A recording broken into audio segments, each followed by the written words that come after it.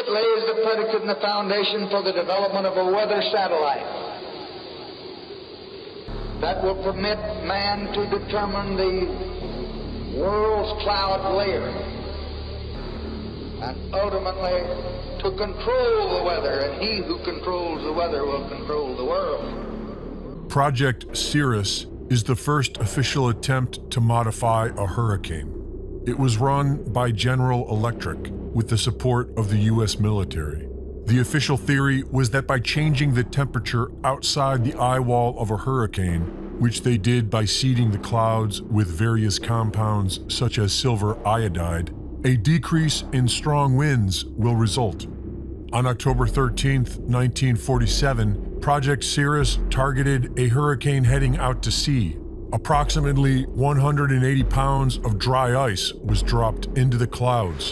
The crew then reported a pronounced modification of the cloud deck, and the hurricane abruptly changed direction and made landfall near Savannah, Georgia.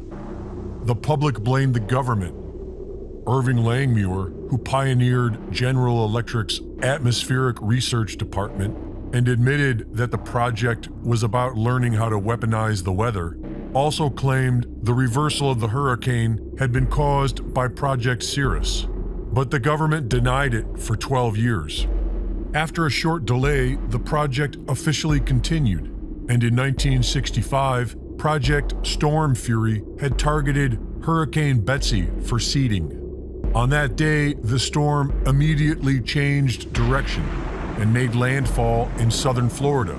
Congress blamed it on Project Storm Fury, but the government claimed that the hurricane shifted before they ever had a chance to seed it. And after 2 months of congressional hearings, the project was allowed to continue.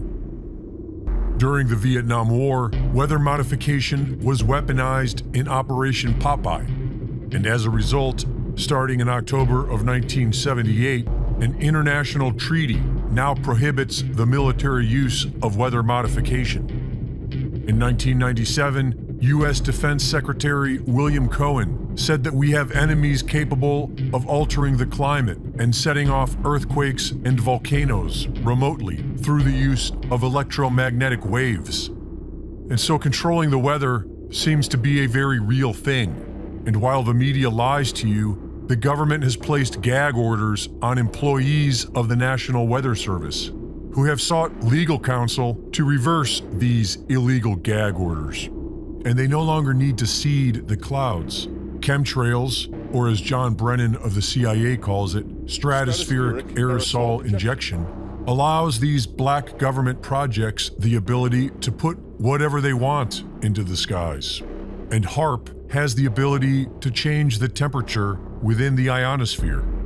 In congressional hearings, it was made known that HAARP was a successful operation of controlling the ionosphere with ultra-high-powered radio frequency, and that the Air Force and DARPA went on to develop their own versions. The Air Force has gotten great value out of HAARP in the past. We took it over from the Navy and managed it and actually did a number of experiment campaigns up there and have finished our work that we're interested in doing up there. We've moving on to other ways of managing the ionosphere, which the HAARP was really designed to do, was to inject energy into the ionosphere to be able to actually control it. But that work has been completed. Frequency transmission manipulation of hurricanes is one of hundreds of patents on weather control. With conductive particles added to the storm, radio frequencies from multiple locations can steer a hurricane. According to geoengineeringwatch.org, this happened with Hurricane Ian. This is Hurricane Ian, passing near the NexRad transmission facility in Key West, Florida. When the transmission facilities are fully energized, they have a repelling effect on any air mass that has been saturated with electrically conductive climate engineering elements. As Hurricane Ian is allowed to make landfall, the frequency transmission facility in Melbourne, Florida is fully engaged. This effectively slows Ian's migration inland. The transmissions can diminish precipitation in some regions while augmenting it in others. The U.S. Air Force is sending up canisters into the atmosphere filled with chemicals. Another example is the array of technologies, often referred to collectively as geoengineering. One that has gained my personal attention is stratospheric aerosol injection, or SAI, a method of seeding the stratosphere with particles that a fully deployed SAI program would cost about $10 billion yearly. As promising as it may be, moving forward on SAI would also raise a number of challenges for our government and for the international community and other geoengineering initiatives. We shall propose further cooperative effort between all the nations in weather prediction and eventually in weather control. What we're seeing now, and I first could not believe it, and I started looking at the skies, and these are not normal. They're not natural. There's something going on. I don't know who it is or why they're doing it. All I can testify is it's not natural and it's not normal. It's got to be some outside influence doing that. I'm here to give you testimony that chemtrails, they're not contrails, are indeed real. They're spraying almost every day. I watch the clouds and watch the spraying program going on. I want to tell you that we're in very great danger from the pollution that's coming down over us. And we've been led astray by the military-industrial complex, and they're responsible for the cloud's creation and weather manipulation programs. They're dark operations. When you look up at the sun and you see a white haze, that is aluminum floating in the air right now, and it's coming from the aircraft. You want some figures? Okay, latest water test. Tested the rain. 13,100 micrograms per liter of aluminum in the rain in 2013. Normally, it should be zero. If people are finding contamination, wouldn't they come here to address it? Here, yeah. But nothing's being done? I don't know. We're investigating this, and there's a huge concern that people are getting sick. Well, I mean, we've interviewed several people. We've been here for a week. Yeah. So you're saying there is no concern? I mean, there is a concern. Many people in the county have told us that they've addressed specifically with you this very issue, and they're saying nothing's being done. That barium and aluminum is being dumped out of airplanes because they can see it in the contrails going over. Okay. Here's my question. If there's aluminum contamination, which is very toxic, is that something that you're supposed to deal with? If it's in the air. It appears that there is contamination. Does that concern you?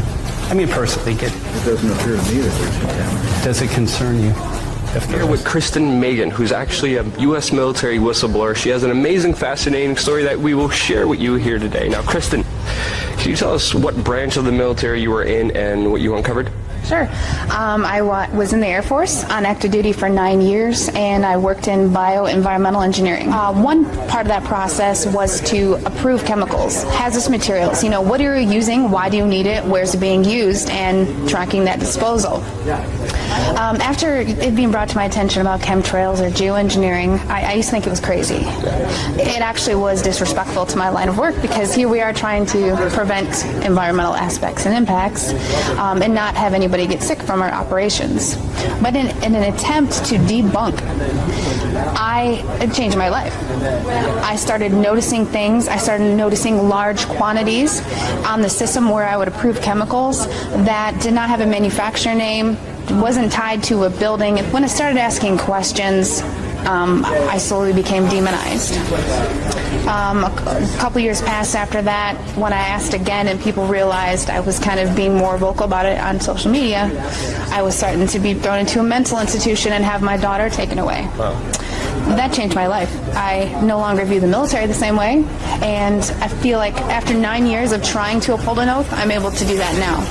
I feel they're getting ready to admit it, and they're trying to sell it to us. You know, it's kind of like they sell back to us. They sell fluoride to us. You know, fluoride is a mining waste product.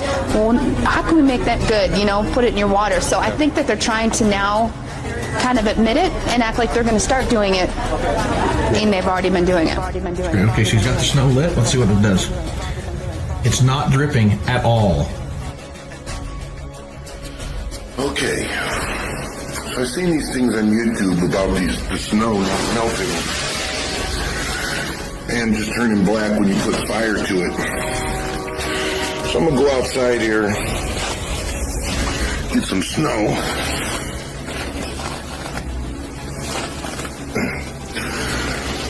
Get some snow.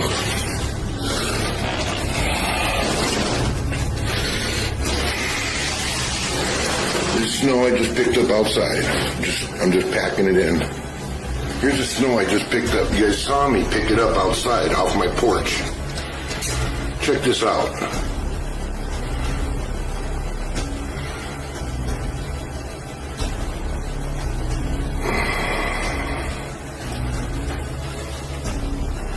Dude, that is weird.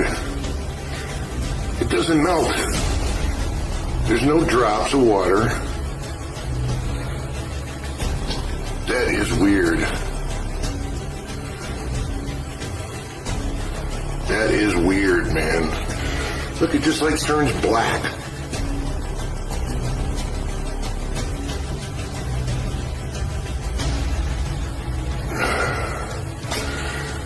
You guys haven't seen one drip. In the snow on Mount Shasta, pristine Mount Shasta, 61,000 micrograms per liter, 4 times the amount that is found in the soil up there. Where in the hell is this stuff coming from? But NASA is a corporation. I want you to know that. NASA has also conducted a research program in what they call metallized fuels. We're actually putting aluminum oxide right in the fuel because it has 2 atoms of aluminum and 3 atoms of oxygen. So during the combustion process, it releases all that oxygen and dramatically increases efficiency, but it leaves the aluminum in the air. Alex Dimitrick explains what we could see. Hi, my name is Rich Moore. I'm a scientist at NASA's Langley Research Center in Hampton, Virginia, in the United States. What is your specific job here on this mission? So I'm an airborne atmospheric scientist, and I'm interested in understanding how aerosols or particles that are emitted by jet engines in the atmosphere go on to evolve in the atmosphere. The people who sit here, the left seat is the mission director, and the right seat is his assistant. And what they're doing is they're monitoring the power that's drawn by all of the different racks. And so they have full control over all of the different experiments, which is really important for a NASA flying laboratory. Yeah, we're trying to keep this thing as full as possible. Yeah. And there's a lot of trade-offs. We want to minimize, I talked about the sticky gases. We worry about particles being lost to the walls of the tube as well. We try to keep the tubing lengths as short as possible for the samples we're making. And so we have a number of different probes, each targeting a different size range. So some probes may target, say, 1 micron to 50 microns, and other ones may target larger particles. So a micron is 10 to the negative 6. So we're talking about 1,000 times bigger than those soot particles that I described. And so it's a big plane. We've got instruments mounted on the fuselage, and then we also have instruments mounted on the wingtips. Starting in 1993, it was called in vitro toxicity of aluminum nanoparticles in rat alveolar macrophages. That's a real fancy way of saying testing the effect of aluminum nanoparticles on the white blood cells in the little air sacs in your lung, the alveoli.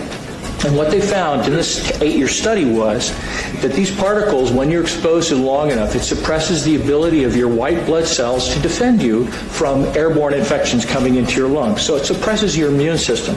But they also found that these same particles, once they get into your system, they can actually go through the barrier in each one of the cells.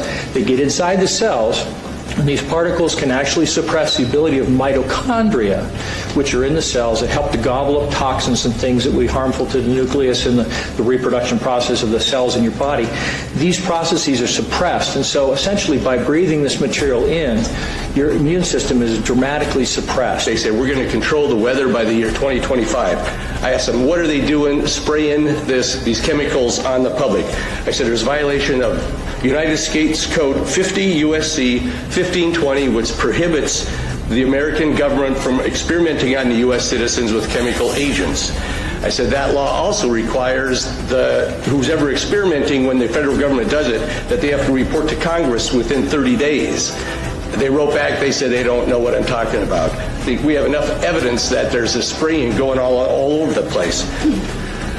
We were warned about the takeover of our freedoms by the military-industrial complex by both Eisenhower and Kennedy. They're gaining traction on us, folks. We are in trouble more than just a spraying program. All I can say is it's about time we get up in arms about this, because it is affecting our health. It's high time that we as citizens of this great country take action. take action. The most amazing thing is that cloud up there, which was generated by the engine, and in about an hour's time, someone in Mississippi is going to get wet washing. It will actually rain. 13,100 micrograms per liter of aluminum in the rain in 2013. Normally, it should be 0. It's raining! That's unbelievable! Oh. NASA's playing God. It's making its own weather.